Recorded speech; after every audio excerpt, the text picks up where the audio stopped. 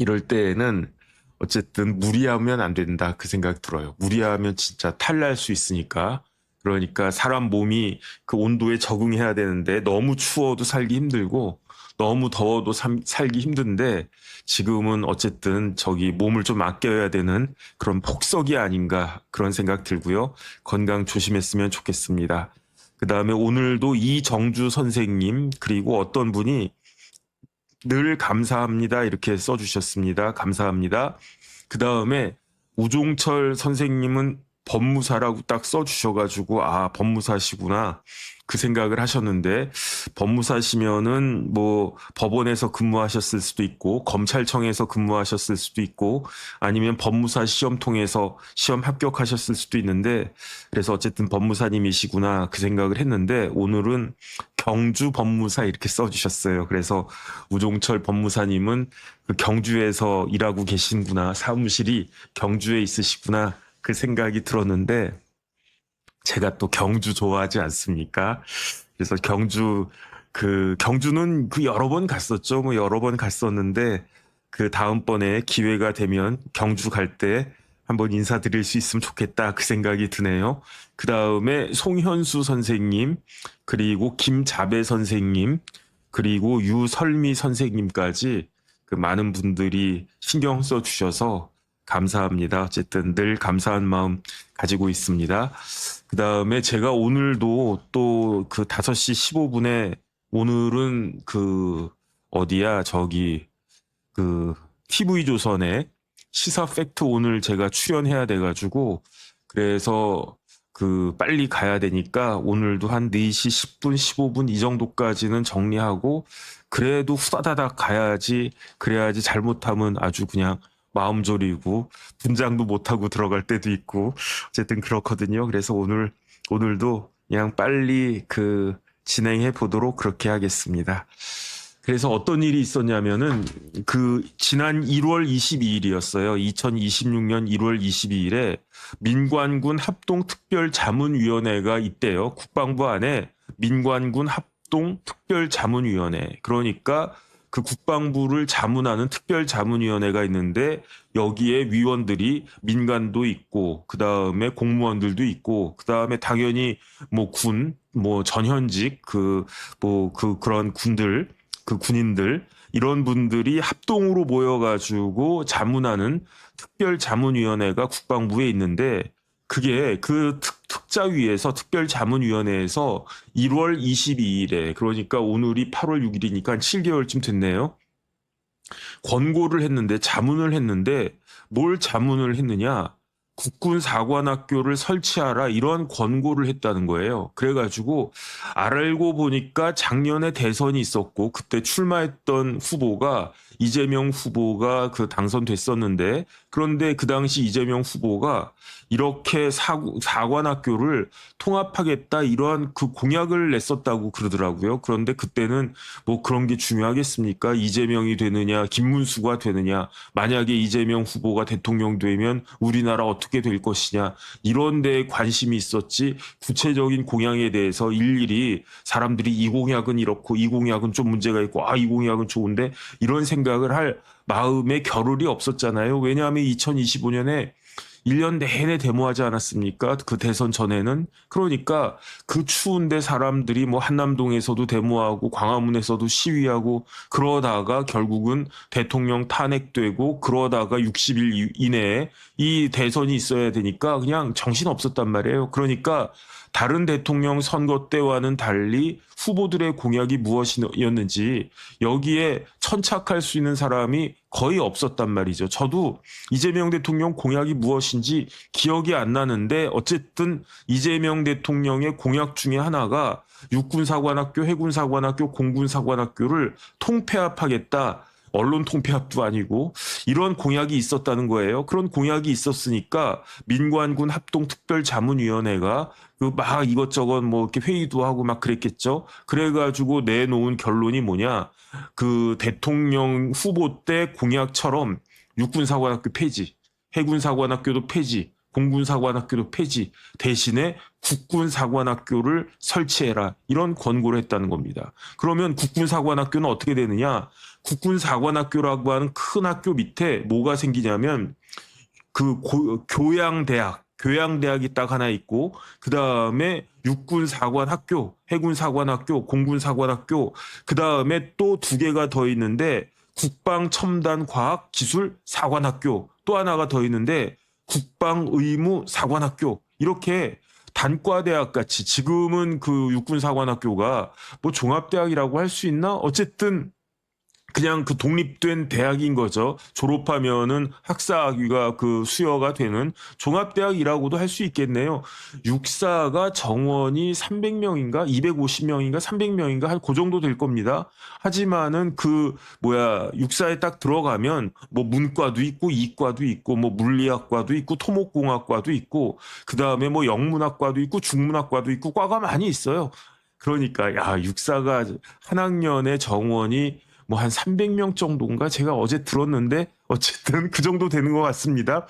그 다음에 그 공사회사는 그 정원이 똑같은데 육사의 한 절반쯤 되나? 그래가지고 육사회사 공사 다 합쳐도 550명인가 이 정도밖에 안 되는 것 같아요. 그런데 그 숫자는 작지만 거기에 뭐 있을 만한 과는 다 있다는 이야기니까 뭐 종합대학 비슷한 거죠. 그런데 그 육사회사 공사를 단과대학으로 만든다는 거예요. 그 다음에 큰 대학으로 국군사관학교를 만들고, 그 다음에 이 국군사관학교 안에다가 학군 학사장교 교육단, 그러니까 학군장 ROTC 교육단, 학사장교 교육단 이런 거를 국군사관학교에 만들고, 그 다음에 대학원으로 국방과학기술대학원을 만든다는 거예요. 그러니까 단과대학은 6개가 있는 겁니다. 어떤 단과대학이 6개가, 예를 들어서 뭐 서울대는 뭐 인문대, 사회대, 그 다음에 뭐 자연대, 공과대, 뭐 법과대, 그 이제 다 로스쿨 됐지만 의과대, 뭐 이런 식으로 단과대학이 쫙 있잖아요. 그런데 국군사관학교에는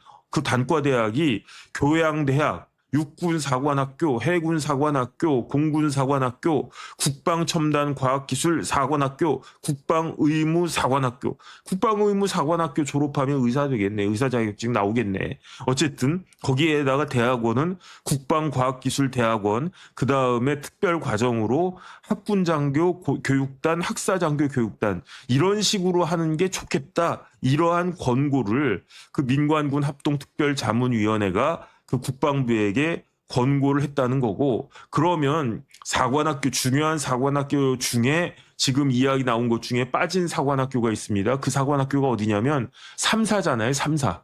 그 3사는 어떻게 되느냐? 육사로 통합한다는 이야기예요. 그러면 육사 정원이, 제가 들었는데 까먹었는데 한 300명쯤 됐던 것 같습니다. 이 육사 정원이 팍 늘어나겠네요. 왜냐하면 3사가 육사보다 정원이 많았으니까. 3사는 2년제 아니었나? 뭐 어쨌든 그런 생각이 드는데, 그러니까 그 국군사관학교 정원은 뭐 지금 육사회사 공사 다 합쳐서 한 550명, 600명 요 정도 되는 사이즈였는데, 그런데 3사까지 포함되고 그러면은 한 학년에 한 1000명 정도 뽑는다는 이야기인가? 어쨌든 그런 국군사관학교를 만든다고 해가지고, 그래서 국군사관학교 만드는 건 좋아요. 그런데 육사회사 공사를 폐지해버려? 이게 가능한 건가? 이게 우리 실정에 맞는 건가? 조금 이상하다, 그런 생각이 들었는데, 이러한 권고를 받아들여가지고 지난 4월 22일에 국방부에 가면은 국방정책실이 있거든요. 옛날에는 국방정책실장을 3스타가 있었어요. 그런데 지금은 이게 예비역 그 장군들이 국방정책실장 하는 경우가 많던데, 국방정책실 밑에 정책기획관이 있는데, 이 정책기획관은 그 지금으로 치면 일반 부서로 치면 국장급이고, 국방정책실은 실장급이에요. 1급이고, 정책기획관은 2급 국장이 하는 거죠. 옛날에는 3스타가 그 실장을 하고 정책기획관은 2스타가 하고 그랬었는데, 이제는 뭐 지금 뭐 문민화, 어쨌든 현역이 아닌 예비역으로라도 임명하는 그런 경우가 많단 말이죠. 그런데 4월 22일에 국군사관학교 창설 추진팀이 국방부 안에 설치가 됐는데, 그러니까 권고받고 그래 이렇게 하자, 이렇게 국방부에서 이제 정책을 결정했다고 보는 거죠. 그런데 이 창설 추진팀이 어디에 설치가 됐느냐? 국방정책실 정책기획관 밑으로 이 창설 추진팀이 설치가 돼가지고 팀장은 4급 서기관이 맡고 있는 것 같습니다.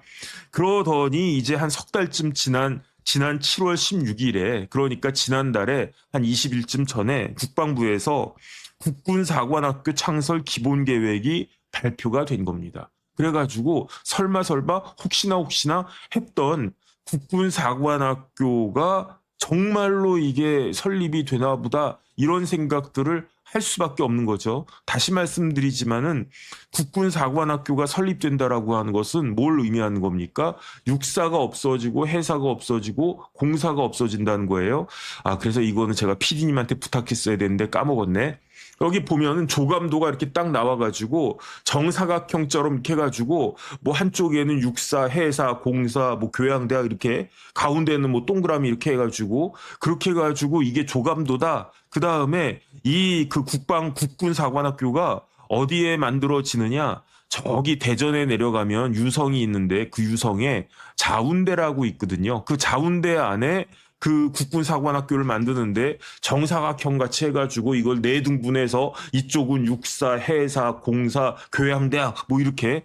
근데 이게 앞만 봐도 조금 허접하고 어설퍼 보여. 그래서 이거를 누가 만들었나 봤더니 AI가 만들었다는 거 아니겠습니까? 제미나이가 만들었었다는 것 같은데, 아니 그래가지고 팀까지 만들어서 그 팀이 4개월 동안에, 4개월이 아니라 3개월 동안에 그렇게 그냥 그 뭐 팀원들도 여러 명 있고 막 그렇던데, 그렇게 만든 게 고작 AI 돌려가지고 그림 하나 그렸다는 이야기인가? 물론 그 안에 뭐 이런저런 컨텐츠를 담긴 담았겠지만 이 중요한 그 계획을 발표하는데 좀 허접하기는 했다, 그런 생각이 들더라고요.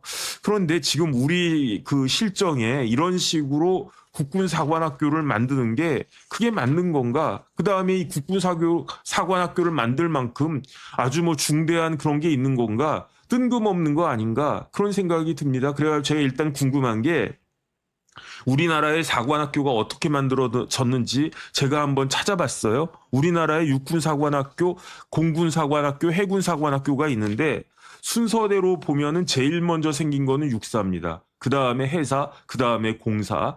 그거는 국력에 따라서 그렇게 볼 수밖에 없어요. 왜냐하면 육군은 뭐 저도 뭐 박위하기는 했지만 그냥 군복 입히고 그 다음에 소총이라도 쥐어주면은 너 육군이야 이게 되는데, 해군이 만들어지려면 뭐가 필요합니까? 배가 필요하잖아요. 공군이 만들어지려면 뭐가 필요합니까? 비행기가 필요하고, 그 다음에 배만 있고 비행기만 있으면 되겠습니까? 배가 있으려면 뭐가 있어야 됩니까? 항구가 있어야 되잖아요. 부두가 있어야 되잖아요. 비행기가 뜨려면 뭐가 필요합니까? 활주로가 있어야 되잖아요. 그러니까 육군은 그냥 뭐 저 같은 사람에다가 저 같은 놈에게라도 그냥 군복 입히고 무슨 M16든 뭐든 하나 딱 쥐어주면 육군이 되는 거예요. 그 철모 딱 씌우고. 하지만 해공군은 그게 되지 않으니까. 그러니까 우리나라에서 그 군이 이렇게 그 만들어지고 그 다음에 사관학교가 만들어진 순서는 육군, 해군, 공군이다. 왜냐하면 돈이 그만큼 그 순서로 더 많이 들어갈 거기 때문에. 우리나라가 1945년 8월 15일에 해방됐어요. 해방되고 그리고 난 다음에 어떻게 됐습니까? 9월 달에 8월 15일에 해방되고 그 즉시 일본 놈들이 쫓겨난 게 아니라 해방되고 나서도 한 보름 정도는 일본군이 치안 같은 거 맡았습니다. 일본 경찰들, 그 일본의 순사들 계속 남아 있었고요. 일본 군도 계속 남아 있었어요. 그리고 난 다음에 진주한 게 누구냐? 저 북쪽은 소련군이고 남쪽은 미군이 진주했는데, 미군이 우리나라에 들어오면서 시작한 게 미군정 아니겠습니까? 미군정 때 그래도 이 조선을 어떻게 됐든지 간에 독립은 시켜줘야 되는데 그때까지 군대는 필요할 거 아니냐. 그 다음에 미군이 뭐 우리나라에 뭐 얼마나 많이 들어왔겠습니까? 그러니까 한국 사람들을 군인으로 만들어서 미군하고 같이 코워크하게 하는 게 필요하겠다 해가지고, 그래서 미군이 만든 게 뭐냐면은 군사영어학교였어요. 이 군사영어학교를 실질적으로 뭘로 보느냐? 군사영어학교를 그 우리나라 육사의 그 시초로 보는 겁니다. 그래서 군사영어학교 졸업한 사람이 있어요. 그 사람이 누구냐? 백선엽 장군 같은 사람이 군사영어학교 졸업했을 거예요. 그 다음에 우리나라 초기 국방부 장관 하셨던 분들이 군사영어학교 출신들이 많았습니다. 그래서 1945년에 12월에 해방됐던 그해 12월에 군사영어학교가 만들어졌는데, 그리고 난 다음에 한 5, 6개월쯤 지난 1946년 5월 달에 군사영어학교를 개편해요. 뭘로 개편하냐면 남조선, 그때는 대한민국이 없었을 때니까 남조선 국방경비사관학교가 만들어집니다. 이때부터 사관학교라고 하는 타이틀이 딱 그 들어가고요. 그리고 난 다음에 그 다음 달에 6월 달에 조선경비사관학교로 이름이 바뀌어요. 남조선에서 조선으로 국방경비를 경비로 해가지고 조선경비사관학교로 이름이 바뀌어가지고 여기서 이제 뭐 군인들이 쭉 나오는 거죠. 그리고 난 다음에 1948년 8월 15일에 우리나라가 건국이 되지 않습니까? 이승만 대통령이 대통령으로 당선되고 1948년에 5월 달에 총선 있고 7월 달에 헌법 만들고 8월 달에 드디어 대한민국이라고 한 나라가 만들어지고 그 다음 달인 9월 달에 이때 만들어진 학교가 육군사관학교입니다. 그러니까 육군사관학교는 군사영어학교, 남조선 국방경비사관학교, 조선경비사관학교라고 한 이름을 갖고 있다가 1948년, 5년이 아니라 8년입니다. 1948년 8월 15일에 대한민국이 건국되니까 건국된 나라에 군은 있어야 되지 않습니까? 군이 없으면 어떻게 나라라고 할 수 있겠습니까? 군대가 있으면은 사관학교가 있어야 되잖아요. 그래가지고 기존에 있던 조선경비사관학교를 육군사관학교라고 만든 겁니다. 그러니까 그 우리나라 그 육군사관학교는요, 보기에 따라서 1945년에 만들어졌다고 볼 수도 있고, 정식으로는 1948년 9월에 만들어졌다고 볼 수도 있는데, 제 개인적인 생각으로는 1948년 9월부터 우리나라 육군사관학교가 있었다라고 보는 게 맞는 게, 왜냐하면 대한민국이 건국되기 전에 있는 학교를 대한민국의 육군사관학교라고 볼 수는 없지 않습니까? 그러나 공식적으로는 육사 1기는 언제냐? 1946년 5월 1일에 입교한 사람들이 육사 1기예요. 육사 1기. 그런데 제가 보니까 웃긴 건 뭐냐면은 5월 1일에 입교했는데 임관은 언제 됐느냐? 6월 15일에 임관했어요. 그러니까 한 달 보름 훈련인지 뭔지 하고, 그리고 난 다음에 소위 계급장을 딱하니 달아준 거예요. 야, 제가 1990년 3월에 그 입대했어요. 뭘로 입대했습니까? 방위로 입대했지. 방위로 입대해가지고 그때 방위는 한 달 교육 받았어요. 앞으로 가, 뒤로 가, 앞으로 굴러, 뒤로 굴러, 뭐 그다음에서 총 쏴, 뭐 앉았어, 서서 쏴, 막 이렇게 한 달 정도 그 뭐 유격도 받았나? 뭐 어쨌든 그 훈련을 하고, 그 다음 달에 제 어깨에 떡하니 붙은 계급장이 뭐였냐? 이등병 짝대기 하나였는데, 1946년에 입교한 육사 1기로 입교한 1946년이니까 아마 남조선 국방경비사관학교가 아니었을까? 군사영어학교 아니었으면 남조선 국방경비사관학교였을 것 같은데, 그런데 그 사람들은요, 한 달하고도 저보다 보름 더 그 훈련 받은 다음에 어깨에 딱 하고 계급장이 붙었는데, 그게 무슨 계급장이다? 소위 계급장이다. 소위 계급장. 우리나라가 그렇게 허술했던 나라였습니다. 그리고 난 다음에 1기가 1946년에 입교했어요. 그러면 2기는 몇 년도에 입교했었어야 됩니까? 1947년에 입교했었어야 되잖아요. 그런데 2기도 1946년에 입교했어요.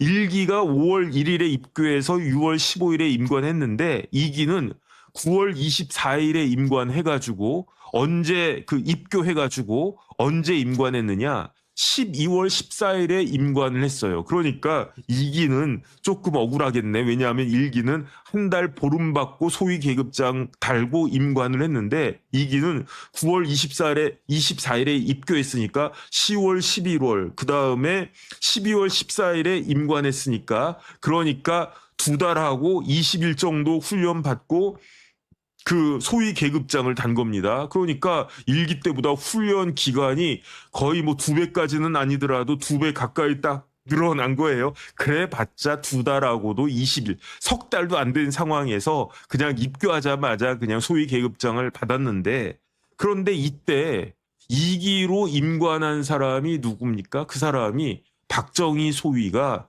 2기로 임관한 거예요. 그러면 왜 이렇게 한 달, 2달 만에 소위 계급장을 달아줬을까요? 뭐 나라가 이때는 나라가 생기기도 전이었고요. 그 다음에 이때는 뭡니까? 박정희 같은 사람은 일본에서 대위 달던 사람이었잖아요.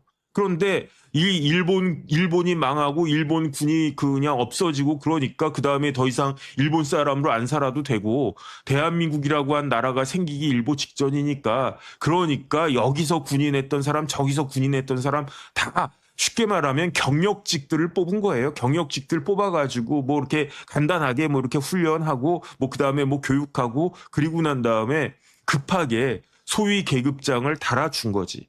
그래서 1기하고 2기가 다 46년에 입교했던 사람들이고요. 그 다음에 48년이 되니까 또 입교한 사람들이 있었어요. 1948년에 몇 기겠습니까? 8기예요, 8기. 46, 47, 48 이 3년 동안에 육사가 1기부터 8기까지 쭈루룩 배출이 된 겁니다. 그러니까 몇 달씩만 교육하고 그냥 계급장을 막 달아준 거예요. 육사 8기에서 제일 유명한 사람은 누구냐? 그 사람이 바로 3김 중에 하나인 JP가 육사 8기입니다. 그 JP는 서울대 다니다가 안 되겠다 해가지고 육사 들어가가지고 입교를 12월 7일인가 뭐 그때쯤 했는데 그런데 임관을 뭐 5월 23일인가 뭐 어쨌든 뭐 1월 27일인가 뭐 이렇게 했으니까 마찬가지로 1년도 교육받지 않고 임관을 했었던 겁니다. 이런 식으로 우리 육사가 딱 처음에는 그냥 어떻게 보면 허술했다는 이야기죠. 뭐 개판이라고 하기까지 좀 그렇고 어쨌든 무지하게 허술했는데 그런데 1950년에 어떤 일이 벌어졌습니까? 1950년에 6.25가 터졌잖아요. 그래가지고 육사 1기부터 아마 10기 정도까지가 그 6.25 뭐 전후해가지고 임관했던 사람들일 텐데 대부분이 다 죽었대요. 육사 1기부터 해가지고 1기, 2기 뭐 이런 기수들은 어쨌든 뭐 제대로 그 군사 교육 그 훈련도 못 받은 그런 사람들이 장교는 장교니까 그 다음에 전쟁 났으니까 쭈루룩 나가가지고 이 육사 1기부터 10기까지 사이에 전사한 사람들이 무지하게 많대요. 그리고 난 다음에 전쟁을 딱 겪으니까 그 전란 중에서도 이러면 안 되겠다. 진짜로 사관학교가 군이 중요하구나. 진짜로 우리나라가 하다가 보니까 이렇게 전쟁이 벌어졌고 나라가 군이 제대로 서 있지 않으면은 쉽게 무너질 수 있구나. 그 다음에 더군다나 우리나라 남한 대한민국 바로 위에는 북한이 있는데 북한 위로는 또 뭐가 있습니까? 러시아가 있고 중국이 있는데 다 공산 국가들이잖아요. 이러다가 우리나라 완전히 공산국가 되겠네 해가지고 그래가지고 육사가 11기부터는 이런 식으로 교육시키면 안 되겠다 해서 정규 육사라고 하는 기수가 육사 11기인데 왜 육사 11기가 정규 육사냐? 그때부터 11기 때부터 육군 사관학교가 몇 년제가 되느냐? 4년제가 되는 겁니다.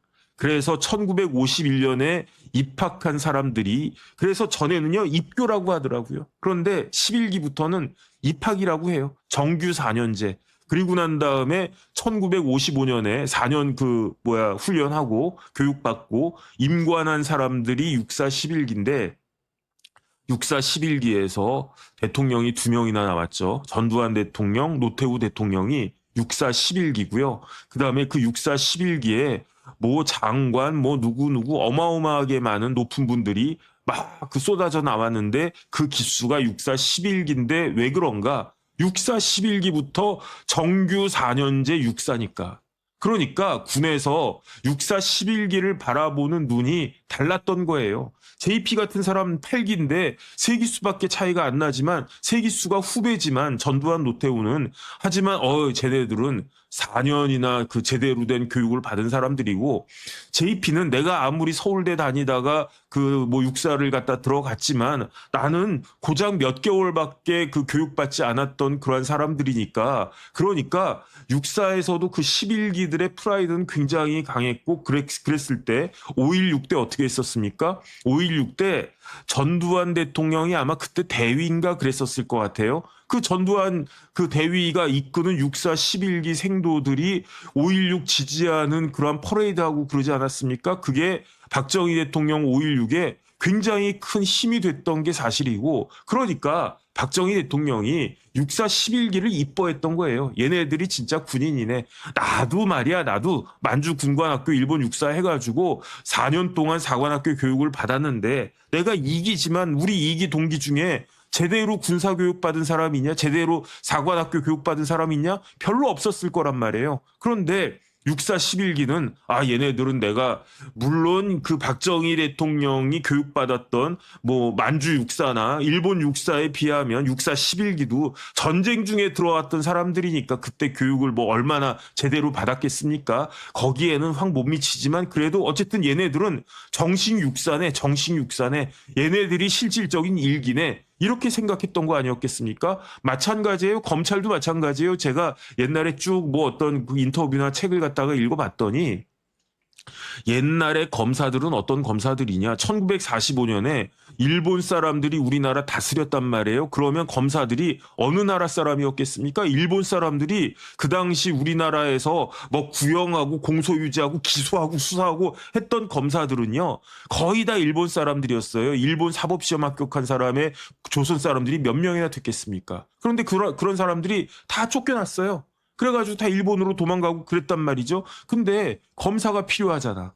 그래가지고 어떻게 됐습니까? 그때 검찰청에서 무슨 뭐 주사하고 검찰청에서 뭐 했던 사람들을 우르르 끌어모은 다음에 시험 쳤어요. 간단하게 시험 쳐가지고 시험 합격하면 이게 뭐야 이제 당신은 이제부터 검사야. 그다음 당신 이제 변호사 자격증 받아.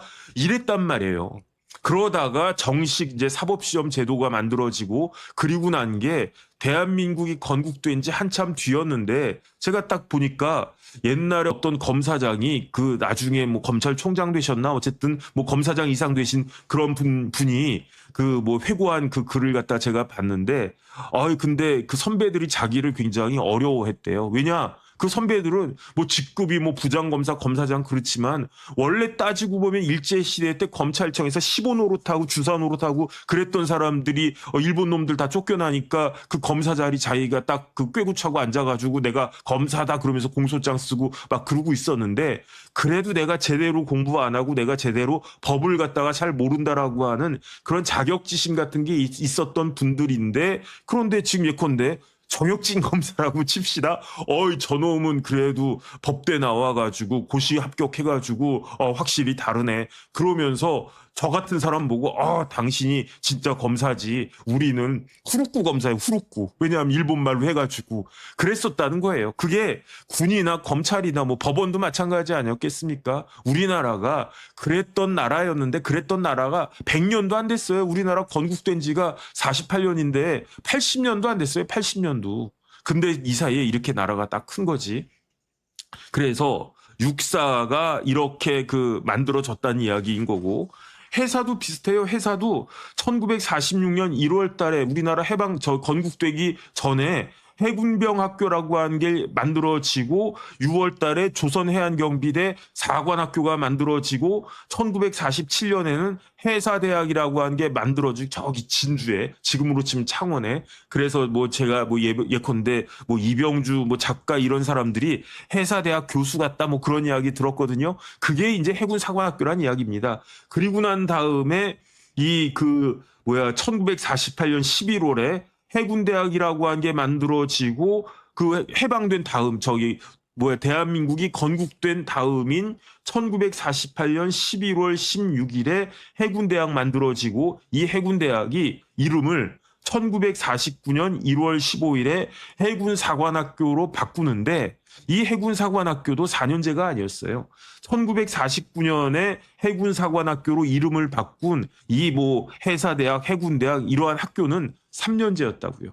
그러다가 4년제로 바뀐 거는 6.25가 끝난 6.25 휴전이 이루어진 직후인 1953년 8월 27일에 비로소 해군사관학교가 4년제가 된 거고요. 공사도 개교는 1946년에 했고 1949년에 육군항공사관학교가 옛날에는 김포에 있었대요. 김포. 그러다가 10월 1일에 이름을 공군사관학교로 바꿨고 그러다가 옛날에는 공군사관학교가 대방동에 있었거든요. 그 대방동에 있었는데 김포에서 대방동으로 그 이전했던 게 언제냐면 1958년이고 지금은 공군사관학교가 어디 있습니까? 저기 청주에 있어요. 청주공항이 있는데 청주로 옮긴 게 1985년이다. 그러니까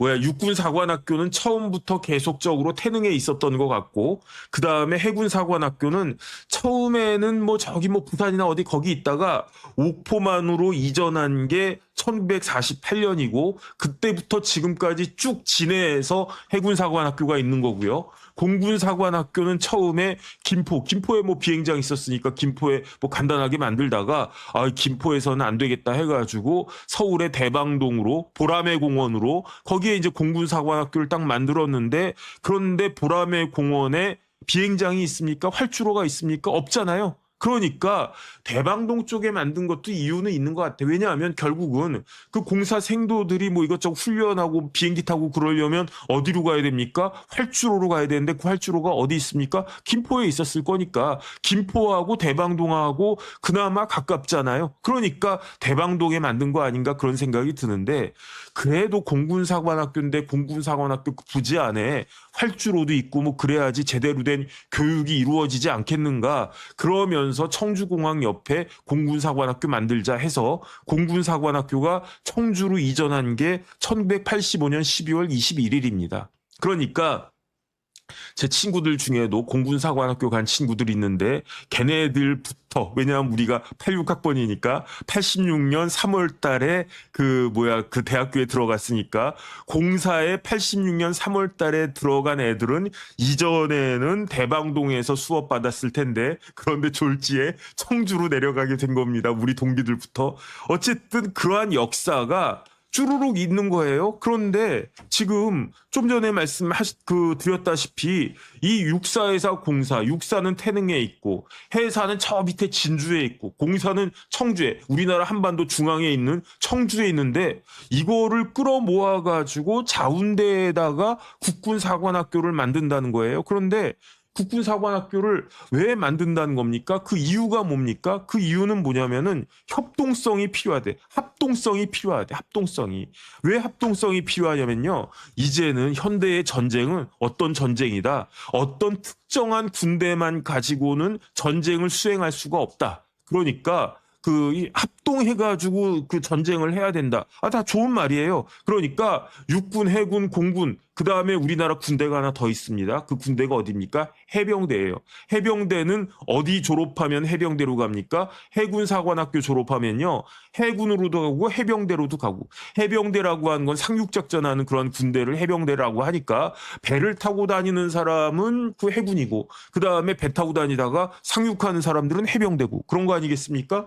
그러니까 이 육군, 해군, 공군 그 다음에 해병대가 긴밀하게 합동작전을 해야지 되는 그러한 전쟁이 현대전이 되는 것이다. 맞는 말이에요. 그러니까 우리나라에 뭐가 있습니까? 육군참모총장, 해군참모총장, 공군참모총장, 해병대 사령관이 있는데 그 위에 뭐가 있습니까? 합동참모의장이 있잖아요. 합참의장이 있잖아요. 합동참모본부의 의장이 있잖아요. 그게 뭡니까? 합동성. 그런데 다 좋은데 이거를 왜 육사회사 공사를 합쳐가지고 국군사관학교를 만들어야 되느냐. 합동성 때문이라고 그러는데 그런데 생각해 보세요. 지금 고등학교 갓 졸업한 그러한 생도들 대학교 1학년짜리들 모아놓고 합동성을 가르치면 그게 합동성이 가르쳐지겠습니까? 진짜로 똥이냐 오줌이냐 이게 똥이냐 된장이냐 앞가림하기도 그냥 어리버리하고 막 그럴 텐데 그런 어린 친구들을 어린 대학생들 앞에 딱 놓고 합동성을 기른다라고 하는 게 이게 말이 되겠는가? 합동성은요 언제부터 하냐면은 이제 자기의 그 짠밥이라는 게 중요한 거 아니겠습니까? 최소한 짠밥을 한 10년 정도 딱 먹고 그리고 난 다음에 대충 우리 조직이 이렇게 돌아가는구나. 그게 숙지가 된 다음에 그 정도 돼야 다른 데는 뭐 하는 거지? 해군은 뭐 하지? 공군은 뭐 하지? 해병대는 이런 건가? 그때서야 그냥 그 각야거겨가 보여지는 거 아니겠습니까?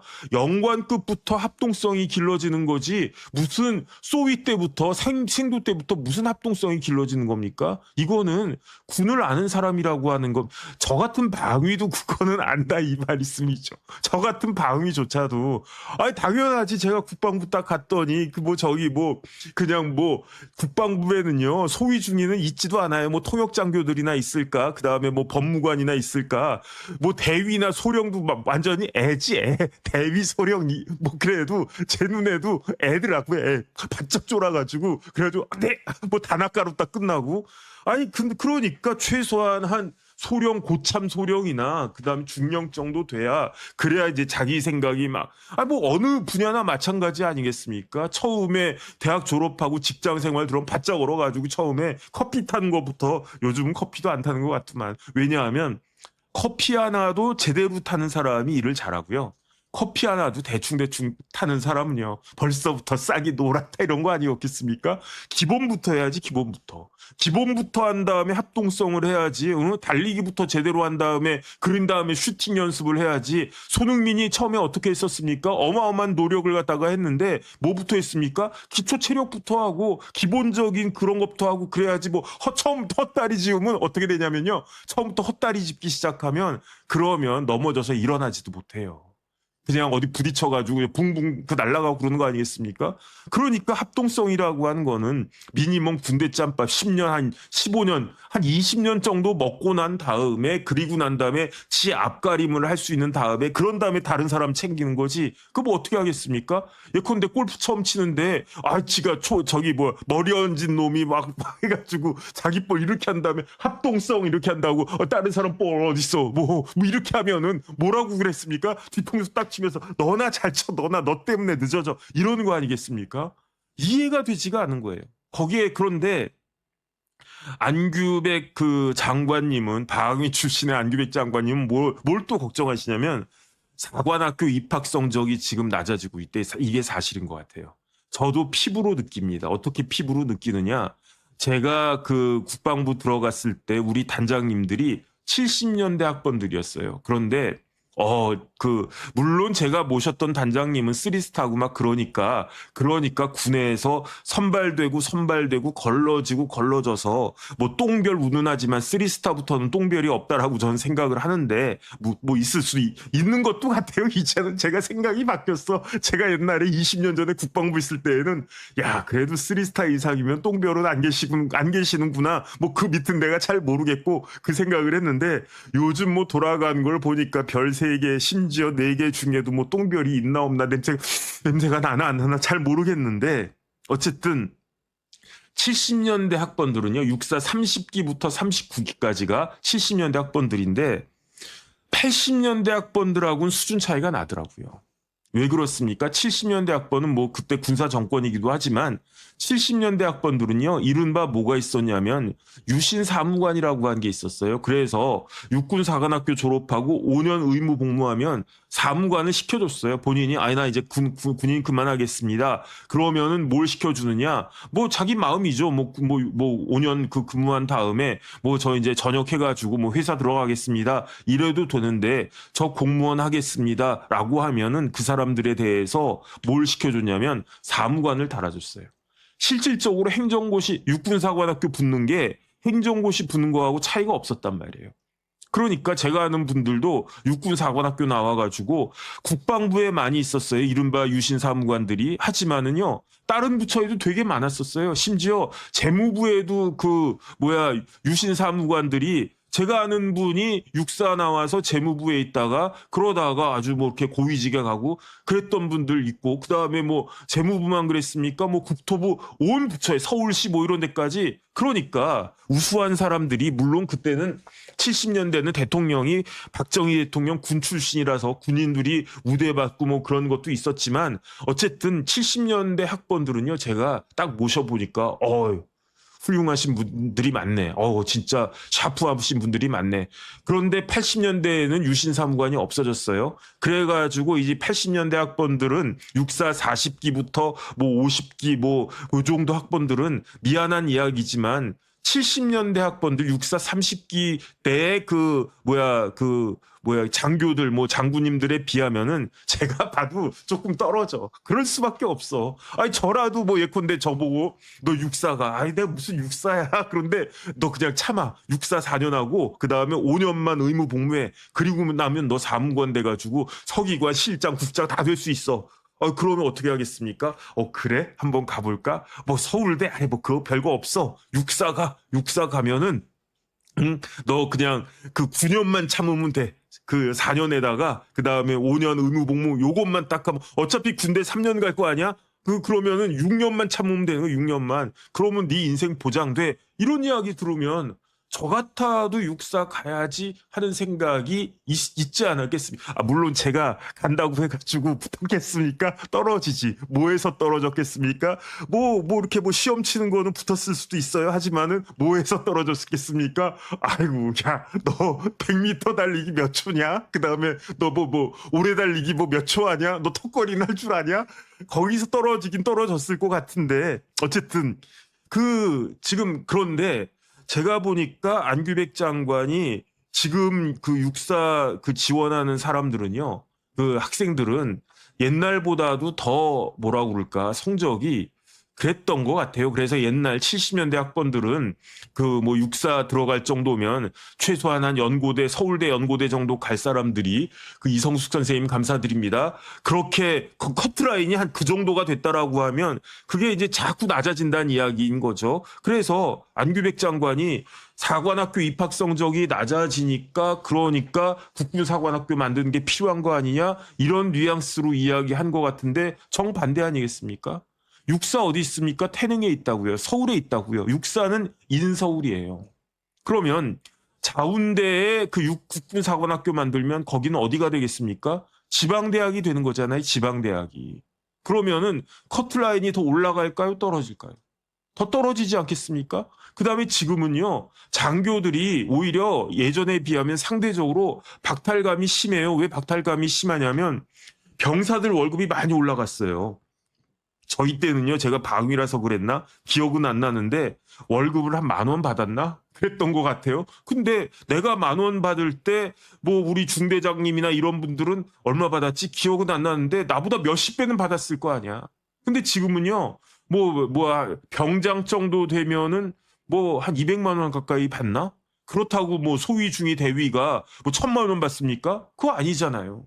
그 다음에, 요즘은요, 옛날에는 그 장교들이 중대장이 이렇게 거들먹거리고 이렇게 폼 잡고 얼차려주고 영창 보내고 이런 맛이라도 있었지. 제가 말씀드렸잖아요. 제가 이렇게 보초 그냥 동태눈가라고 보초 쓰고 있는데 우리 중대장이 우리 소대장이구나. 소대장님 오셔가지고 야 이 새끼야 그러면서 그 제 철모를 내리쳐가지고 제 안경이 똑 부러졌다고요. 요즘에 만약에 소대장이 그러잖아요. 그 소대장 어떻게 되겠습니까? 소대장이 영창 가요. 그 다음에 요즘은요, 어떻게 합니까? 병사들이 막 중대장이 막 뭐라고 그러면은 병사들이 전화 걸어요. 엄마! 그러면서 아빠! 우리 중대장이 이랬어! 제가 이해가 안 되는 바가 아니에요. 한기성 장군이 1군단장인데 거기에다가 오발 사고 같은 거 없애려고 실탄을 다 뺐잖아요. 왜 이랬겠습니까? 사고 나면 치가 골치 아프거든. 그래서 내가 그냥 군기 빡 세워가지고 아주 그냥 강군을 만들어야지 그 별 4개에 다는 게 가능성이 더 높은가? 사고가 없이 그냥 복지부동 가만히 있는 게 별 4개 다는 가능성이 더 높은가? 후자가 높다고 생각한 거예요. 한기성이라고 하는 장군은. 그러다가 이제 문제가 됐으니까 지금 직위 해제가 된 거지. 그러니까 지금은요, 옛날에 비해서 장교들이 혜택은 줄어들고 부담은 많아지고 스트레스는 더 받고. 이러니까 누가 지금 사관학교를 지원하겠습니까? 그런데 그 사관학교를 육사에서 공사를 다 합쳐가지고 대전에다가 내려보낸다는 거예요. 인서울도 아니에요. 이렇게 되면. 그럼 어떻게 되겠습니까? 제가 봤을 때 누가 사관학교를 가겠냐고요. 그런데 안규백 장관은 사관학교에 입학 성적이 빠지니까 그러니까 국군사관학교가 필요하지 않느냐? 제가 봤을 때 안규백 장관님은 조금 이상하신 것 같아요. 왜냐하면 국방위원을 그렇게 20년 가까이 하셨다라고 했는데 어떻게 제가 국방부에 4년 반밖에 없었는데 저보다도 이렇게 생각이 다른가? 같은 방위 출신인데 조금 이상하다 그 생각이 듭니다. 제일 황당한 거는요. 해군사관학교엔 뭐가 있어야 됩니까? 바다가 있어야 돼요. 공군사관학교엔 뭐가 있어야 됩니까? 하늘이 있어야 된단 말이에요. 그런데 지금 대전에 바다가 있습니까? 대전에 바다가 없어요. 대전에 하늘이 있습니까? 하늘은 있어요. 그런데 제가 말하는 하늘은 그냥 눈 뜨면 보이는 저 하늘이 아니고 비행기가 날아다닐 수 있는 하늘이잖아요. 그 이야기는 활주로가 필요하다는 거예요. 활주로가. 그러니까 우리나라 해군사관학교는 처음 만들어졌을 때부터 바닷가에 만들어져 가지고 1948년에 지금 있는 자리에 있은 다음에 그 다음에 한 번도 그 자리를 떠날 생각을 안 한 거예요. 그 다음에 처음에 우리나라 공군사관학교는 처음에는 김포에 있었는데 김포에는 뭐 이것저것 여건이 안 좋으니까 대방동으로 옮기자 했다가 대방동이면 얼마나 좋습니까? 대방동이면 뭐 그냥 뭐 다 좋지 뭐. 사관학교 교수들도 좋고 생도들도 좋고. 그런데 그럼에도 불구하고 왜 굳이 청주까지 내려왔습니까? 대방동에 활주로 만들 수는 없잖아요. 대방동에 있으면서 맨날 김포까지 왔다 갔다 하는 건 굉장히 번거롭고 교육 목적상 맞지가 않잖아요. 그러니까 공항이 있는 청주로 가는 거 아니었겠습니까? 그런데 대전에 공항이 있습니까? 그러면 어떻게 되냐면요. 옛날에 김포 왔다 갔다 하기 어려워서 굳이 대방동에 있었던 공군사관학교를 청주까지 내려보냈는데 지금 만약에 이대로 된다라고 하면요. 공군사관학교는 다시 그 대전에서 청주까지 왔다 갔다 하면서 교육시켜야 돼요. 그 다음에 해군사관학교는요. 대전에서 제일 가까운 부대가 어디냐면 해군 부대가 어디냐면 평택이거든요. 평택에 제2함대 사령부가 있습니다. 평택까지 왔다 갔다 해야 돼요. 그런데 평택은 어디냐면 북하고 가장 가까이 있는 함대 사령부가 거기가 평택이라고요. 제2함대 사령부라고요. 천안함 다 그게 평택 함대 사령부의 소속된 그러한 그 부대고 소속된 그 함정들이거든요. 거기는요. 사관생도 교육하는 게 그렇게 마땅하지가 않아요. 그러니까 진해에 맞는 거야. 지금 창원에. 그런데 그러면 뭐 창원까지 내려갑니까? 대전에서 창원까지 몇 시간 걸리냐면 3시간 걸린대요. 편도로. 대충 견적이 딱 나오잖아요. 대전에서 출발해. 그럼 뭐 쭉 내려서 진주까지 갔다가 진주에서 다시 레프트 턴해가지고 진해까지 가. 이렇게 가야 되는 거 아니겠습니까? 진짜 뭐 밟으면 2시간이면 가겠지. 근데 정속도로 제속도로 가면요. 얼마 걸리느냐? 3시간 걸리고요. 그 다음에 평택까지 가는 것도 대전에서 평택까지 가는 것도 1시간 40분 걸린대요. 대전에서 청주 가는 거는 뭐 대전이나 청주나 그렇게 멀지 않으니까 그래도 40분은 걸린다고요. 이런 일을 못하러 한다는 이야기입니까? 더 중요한 건 뭐냐면요. 제가 찾아봤거든요. 자운대가 어떤 데냐면은 자운대가 대전 유성구에 있는데 왜 자운대를 셀렉트 했느냐, 초이스를 갖다가 왜 국군사관학교를 자운대로 결정을 했느냐. 자운대 학교가 많거든요. 그 대전에 그 유성에 이쪽에 딱 내려가면 뭐가 있습니까? 우리나라 육군본부, 해군본부, 공군본부가 있어요. 거기가 어딥니까? 거기가 계룡대고 계룡대하고 멀지 않은데 딱 있는 데가 그게 뭐냐면 거기가 자운대예요. 계룡대에도 골프장이 있고 자운대에도 골프장이 있단 말이에요. 제가 이제 국방부 있었으니까 자운대 골프장도 한번 가보고 그랬었는데 자운대는 그러니까 옛날에 우리나라 본부가 어디 있었냐면 육군본부는 저기 있었어요. 지금 전쟁기념관 거기 있었고 해군본부, 공군본부는 아마 저기 대방동 그쪽에 있었을 겁니다. 그 육군본부, 해군본부, 공군본부를 저기 대전에 계룡대로 몰아넣은 게 언제냐면은 그게 1989년이었어요. 그리고 난 다음에 1992년부터 지금 이야기 나오고 있는 이 자운대에다가 학교들을 막 보내기 시작한 거예요. 왜냐하면 군 본부가 계룡대에 있으니까 뭐 육군대학, 해군대학, 공군대학, 국군대전병원, 육군교육사령부 이런 데를 본부 근처에 딱 배치시키는 게 아무래도 낫겠다. 그렇게 생각해가지고 육군대, 해군대, 공군대학이 내려간 게 95년. 그 다음에 국군 대전병원이 만들어진 게 99년.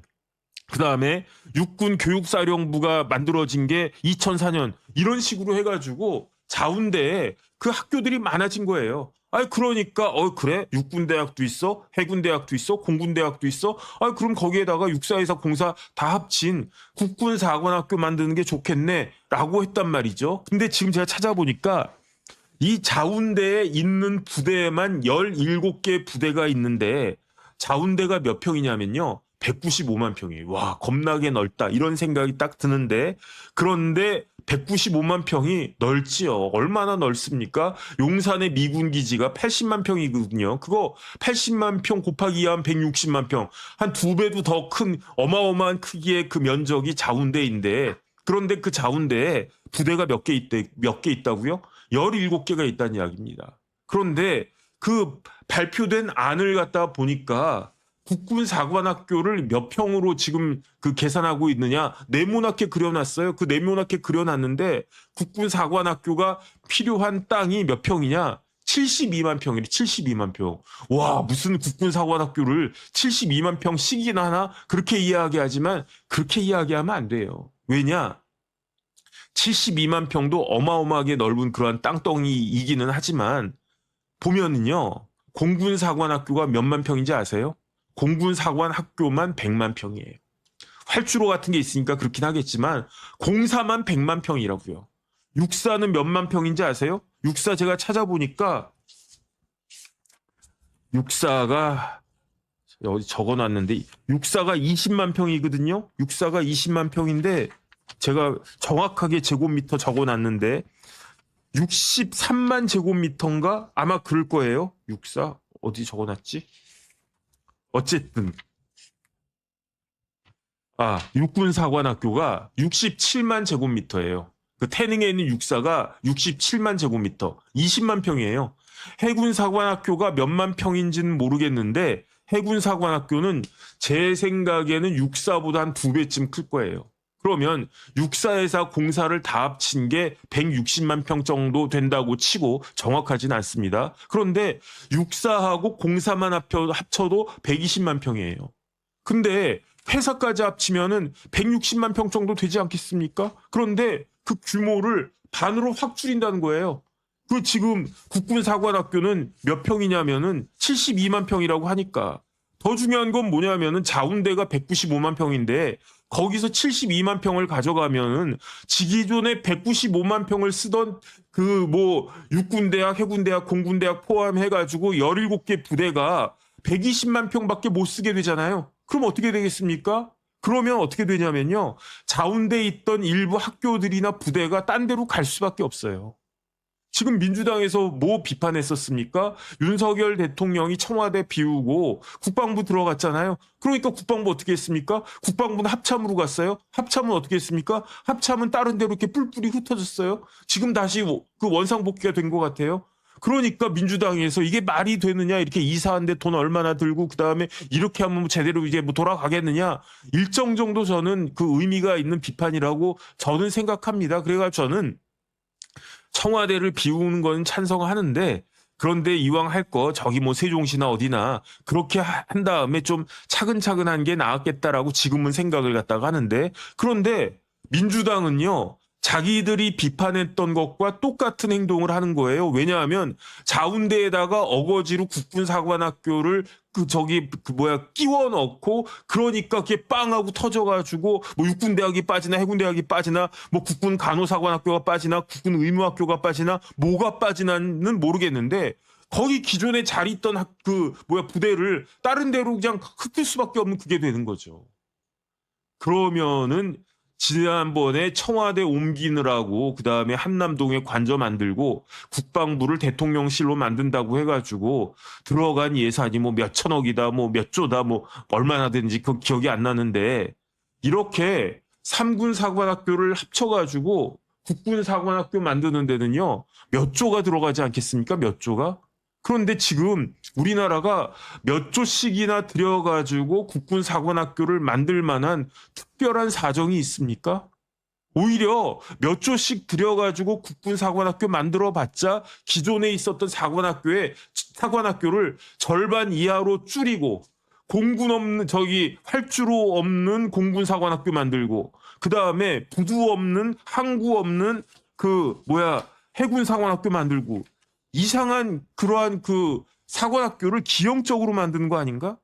공항 없는 공사요, 항구 없는 해산이라 남자는 배, 여자는 항구 아니지? 맞나? 모르겠습니다.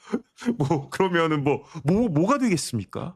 아니 그 다음에 이렇게 되면요 직격탄 맞아요. 누가 직격탄 맞겠습니까? 지네가 직격탄 맞아요. 왜냐하면 해군사관학교 때문에 먹고 산 사람들이 얼마나 많았겠습니까? 80년 동안 해군사관학교 거기 있었어요. 진해 군항제도 열리고 모두 열리고 물론 진해에는 다른 해군 부대도 있지만 그래도 해군사관학교가 차지하는 그 비중이 굉장히 크고 그 다음에 해사가 거기 있으니까 해사가 배우는 것도 많을 거고 그 다음에 또 서로 간에 코어하는 게 부대하고 해사하고 그런 게 많을 거고 공사도 마찬가지고 그런데 이걸 왜 이렇게 하나?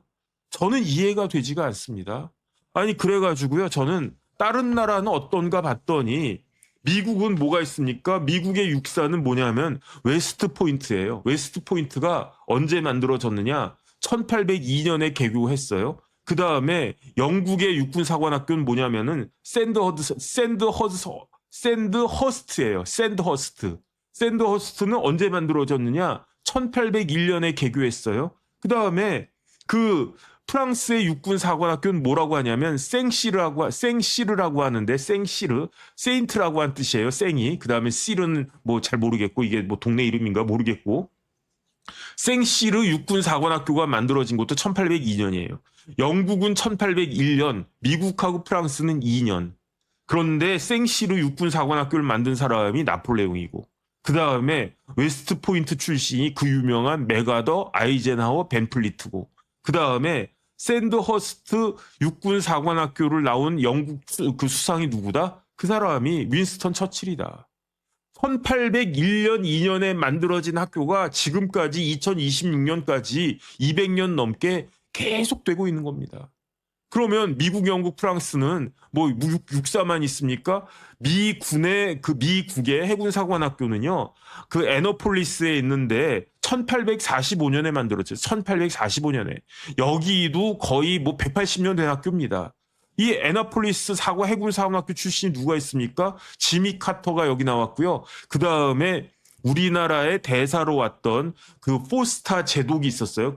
해군 장군은 제독이라고 하니까 코스염 이렇게 딱 길렀던 저페니스 아메리칸 했던 해리 해리스 대사가 해군사관학교 출신인데 이게 애너폴리스 해군사관학교입니다.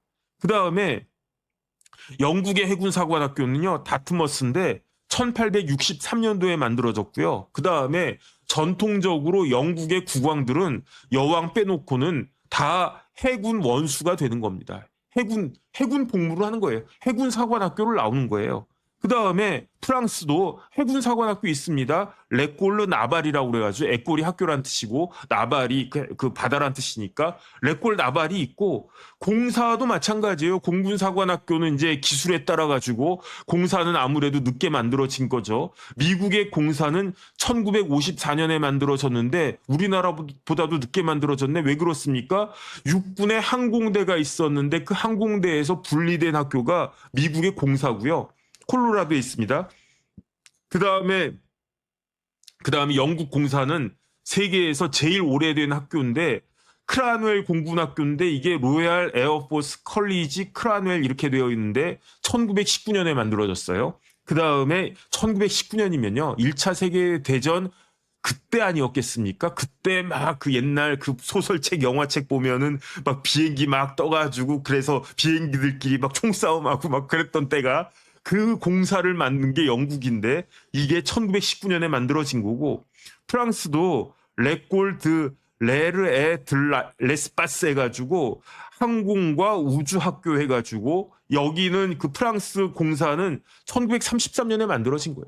그러니까 영국, 미국, 프랑스는 육사회사 공사를 1800년대부터 시작해가지고 그 다음에 공사는 1919년, 33년, 54년에 만들어져가지고 지금까지 쭉 이렇게 하고 있는 거예요. 쭉 이렇게 하고.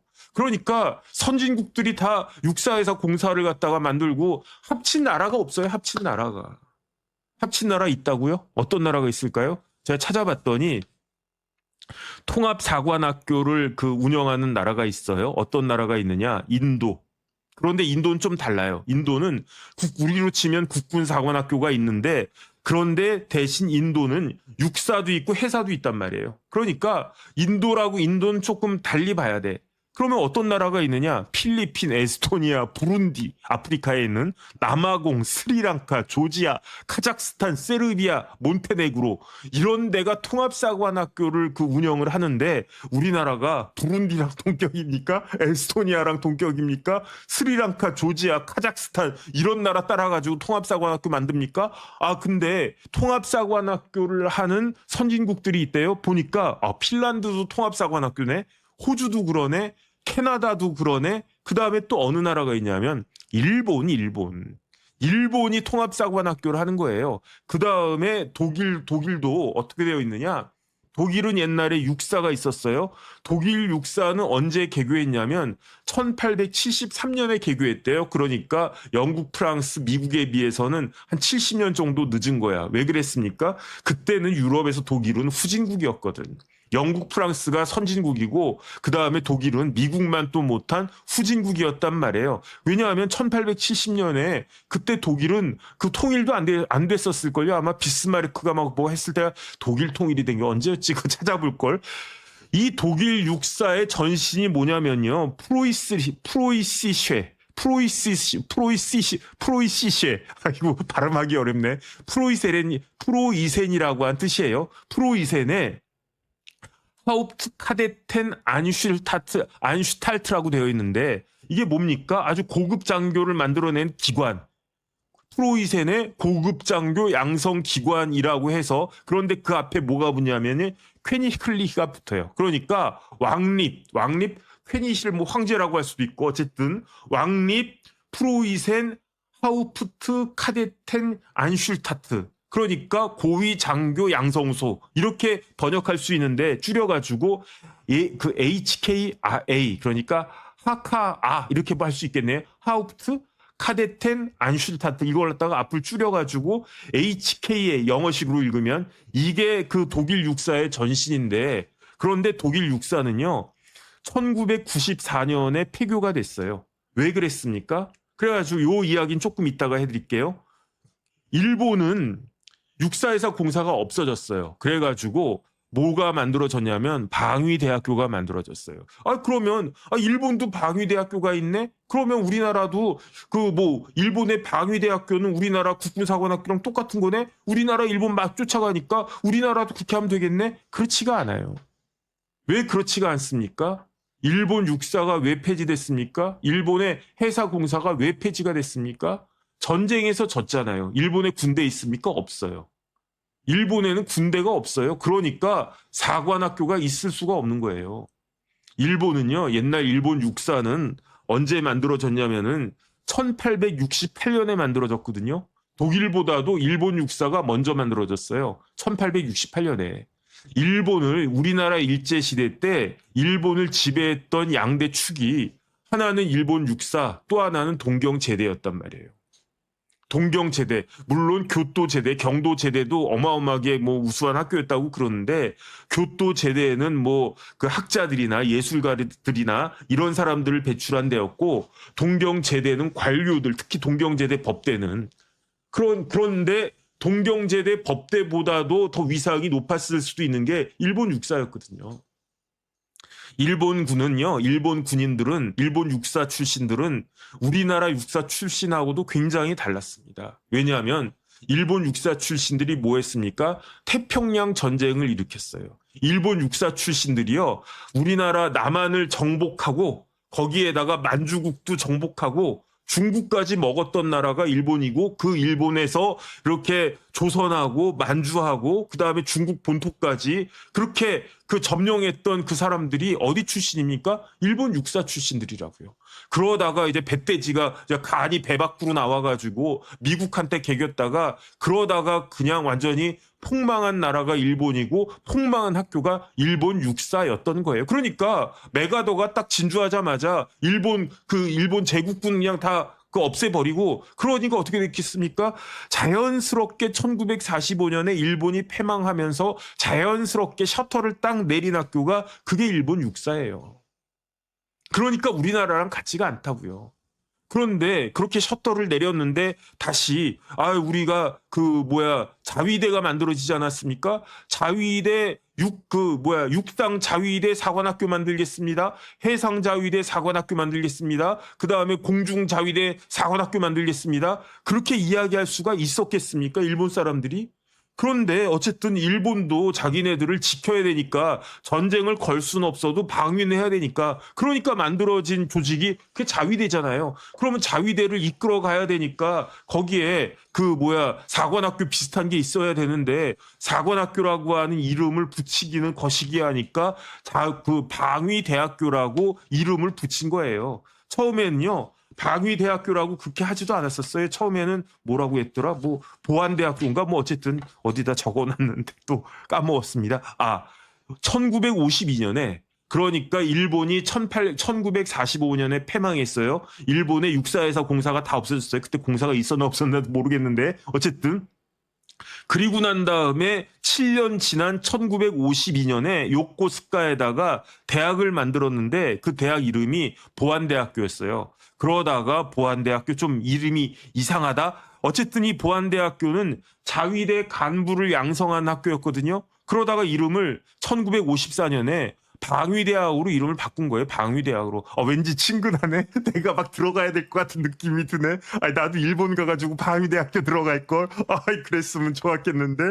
그런데 독일은 어떻게 됐느냐?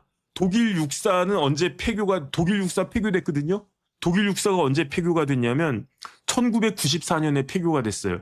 왜 독일 육사가 일본과는 달리 남아 있었고, 그러다가 왜 94년에 폐교가 됐는지 저는 정확히는 모르겠어요. 근데 제가 짚히는 게 있어. 왜냐? 일본은 어떻게 됐습니까? 일본은 미국하고 가까운데 일본 앞에 한국이 있어요. 굳이 일본에 육사를 존치시킬 필요가 없어. 그 다음에 일본 놈들 키워주면 또 그냥 태평양 건너와가지고 우리 이렇게 귀찮게 성가시게 할 것 같아. 그래가지고 메가더가 그냥 싹 쓸어버린 거 아니겠는가? 그 생각이 들었는데, 독일은 다르지 않았습니까? 독일은 동독하고 서독이 그 소련 해가지고 딱 대치하고 있었단 말이에요. 그러니까 독일군을 유지할 필요가 있었던 거 아닌가? 그러니까 마샬 플랜 어쩌고저쩌고 하면서 독일을 이렇게 서포트를 해줘야 되고, 독일 군도 서포트 해줘야 되니까 독일의 육군 사관학교는 그대로 존치시키는 게 낫지 않겠는가? 그 생각을 했었던 것 같고, 그래서 우리나라 육군 사관학교 우수한 생도들이요, 독일로 유학 갔어요. 그래가지고 그 사람들을 뭐라고 부르느냐? 독사파라고 불렀다고요. 독일 육군 사관학교파 해가지고 독일 사관학교파, 독사파. 김관진 장관, 김태형 장관 이런 분들이 독사파 아닌가? 제 기억에는 그렇습니다. 김태형 장관님은 독사파 맞는 것 같고요.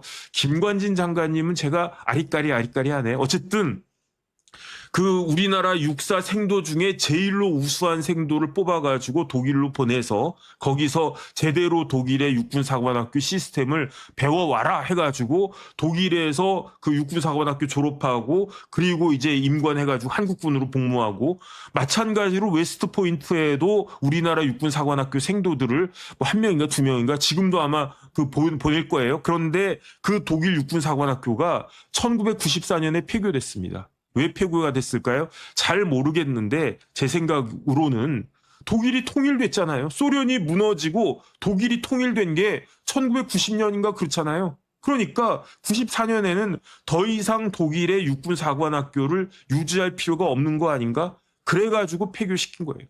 정리를 하면 어떻습니까? 선진국 중에 육사회사 공사를 다 유지하지 않는 나라는 일본하고 독일뿐인데, 일본하고 독일은 어떻습니까? 패전국이에요. 어떤 패전국이냐? 제2차 세계대전의 패전국이에요. 그럼 우리나라가 그러니까 일본도 마음속으로는요. 일본도 그렇고 독일도 그렇고 우리도 육군사관학교, 해군사관학교, 공군사관학교 다시 부활시키면 좋겠다. 헌법 개헌해가지고 헌법 바꿔가지고 일본이 다시 군대를 만들고 그 군대에 따라서 육군도 만들고 해군도 만들고 공군도 만들고 육군 밑에는 육군사관학교 만들고 공군 밑에는 공군사관학교 만들고 해군 밑에는 해군사관학교 만들고 이루고 싶을 거예요. 그런데 왜 우리나라는 기존에 잘 있는 육사에서 공사를 뭉쳐가지고 국군사관학교 왜 만든다는 겁니까? 그런데 이상하다고 생각을 했어요. 그 이유가 있을 수가 없다는 이야기지. 왜 도대체 합리적으로 납득이 되지가 않고 설득이 되지 않는데 그런데 왜 그 삼사관학교를 합치려고 하는지 어제 이재명 대통령이 뭐라고 이야기했냐면 어제 8월 5일인데 그 청와대 국방부 업무 보고가 있었어요. 그런데 이재명 대통령이 뭐라고 말씀하셨느냐. 군사 쿠데타를 무려 3번이나 한 중심에 육군사관학교가 있다는 거예요. 그런데 그 육군사관학교에 한 번도 책임을 묻지 않는 게 이게 말이 되느냐. 앞으로 또 할 수도 있는 거 아니냐. 앞으로 구조적으로 절대로 쿠데타 같은 거 못하게 뭐 반병신 만들어야 돼. 죄송합니다. 근데 이런 표현밖에는 제가 말을 못하겠어요. 그야말로 반병신 만들어야 되겠다. 뭐 이런 이야기인가? 통합을 하면 이럴 가능성이 줄어들지 않겠느냐.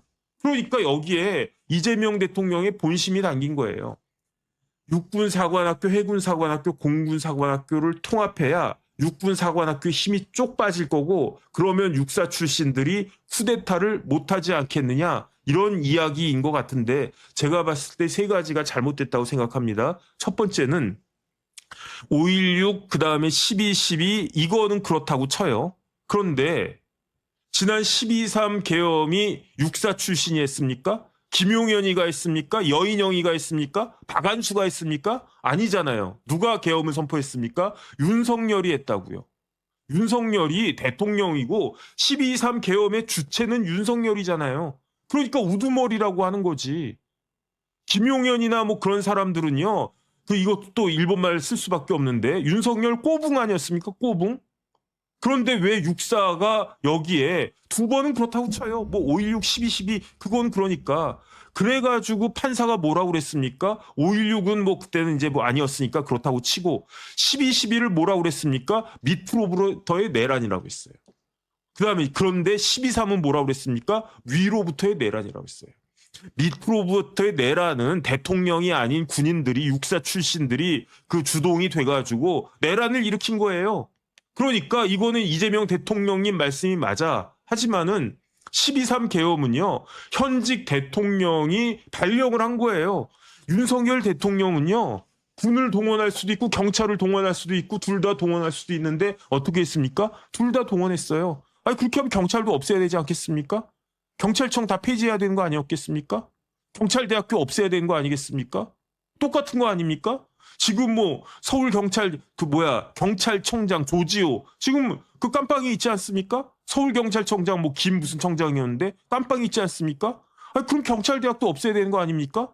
경찰대학은 내란에 한 번만 가담했기 때문에 살려두고 육사는 3번째 가담되니까 없애야 된다? 그게 말이 됩니까?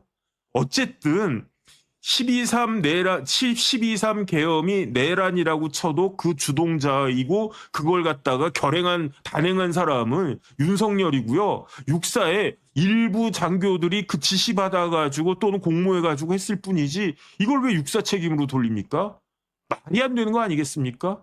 그 다음에 또 중요한 거는 육사는 그렇다고 쳐요. 해사하고 공사는 무슨 죄입니까?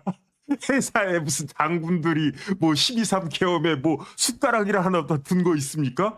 그런데 왜 해군사관학교를 없앱니까? 아니 공군사관학교 어떤 장군이 무슨 젓가락이라도 든 거 있습니까?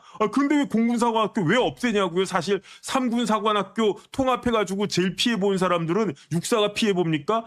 육군사관학교는요 어차피 뭐 총 쏘고 뭐하고 뭐 제식훈련하고 하는 거는 뭐 태능에서 하나 저기 자운대에서 하나 똑같아요. 그런데 해군사관학교 해사 생도들은요 어떻게 하냐면요 수영을 해도 이 오와 열을 맞춰가지고 바다에서 수영을 한대요. 그런데 뭐 그 대전에 바다가 있습니까? 없으면은 그냥 이미지 트레이닝 해가지고 야 아침부터 똑바로 서 그다음 우리 수영하는 거야. 어이 이렇게 또 어이 이렇게 하라는 이야기입니까?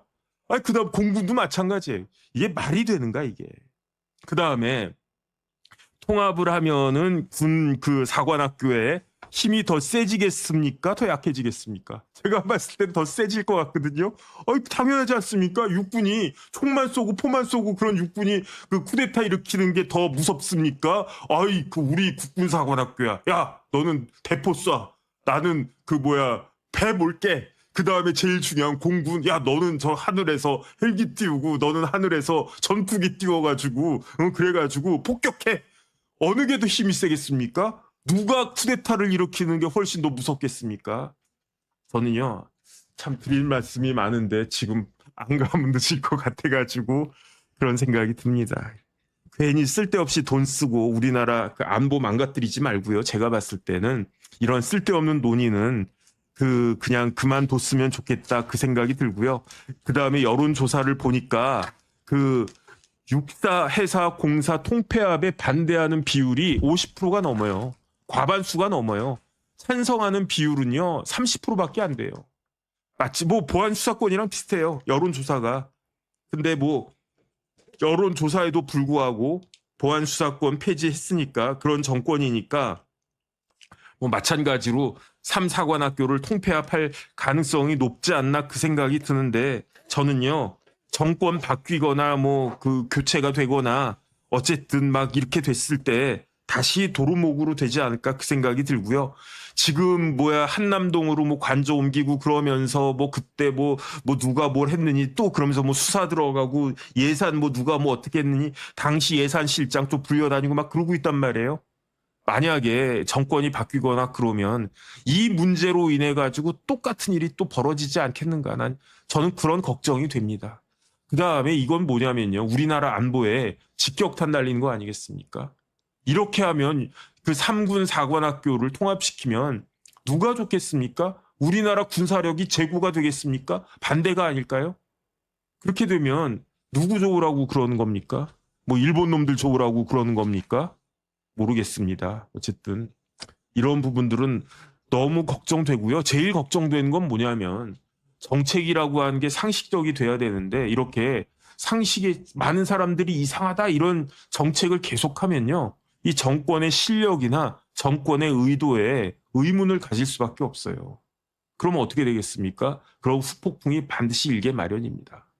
이런 부분들을 잘 해야 될 것 같고 마지막으로 안규백 장관님은 방위 출신이라 저와 같은 방위 출신이라 제가 방위 출신이라서 당당히 이야기할 수 있습니다.